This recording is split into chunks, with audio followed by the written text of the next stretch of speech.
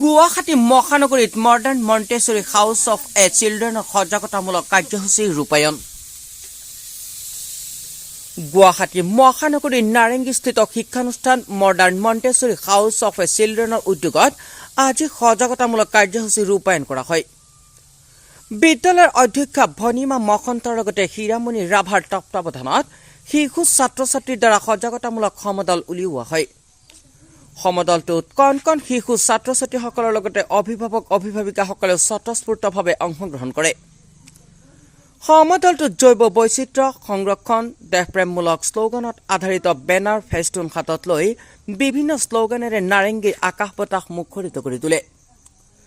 প্ৰায় 500 মিটাৰ দূৰত্ব অতিক্ৰম কৰা সমদলটোত অংশগ্ৰহণকাৰী কণ কণ শিশুসকলে সাজসজ্জা তথা বেশভূষাৰে বিষয়বস্তু সাৰ্থক ৰূপত পৰিস্ফুট কৰি তোলাৰ প্ৰয়াস অন্যতম আকৰ্ষণীয় দিশ।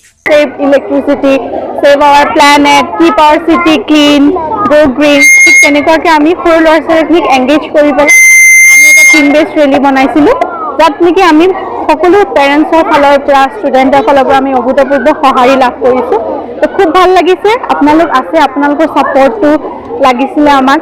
তো সুন্দৰভাৱে আমাৰ এই ৰেলীটো অন্তিম পৰ্যায়ত আমি পাইছোঁ। এই স্কুলৰ সন্মুখত আমি উপস্থিত হৈছোঁ। তো ধন্যবাদ। আমাৰ স্কুলৰ পৰা নাৰেংগীৰ আমি উইদিন 500 মিটাৰ্ছৰ ডিষ্টেঞ্চত ৰেলীটো আমি অৰ্গেনাইজ কৰিছিলোঁ।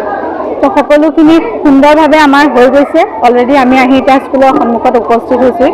সকলোৱে ছাপৰ্ট পাই আমি আনন্দিত। আমি মডাৰ্ণ মণ্টেছৰী টিমটো সঁচাকৈ সকলো পেৰেণ্টছকে ধন্যবাদ যাচিব বিচাৰিছোঁ।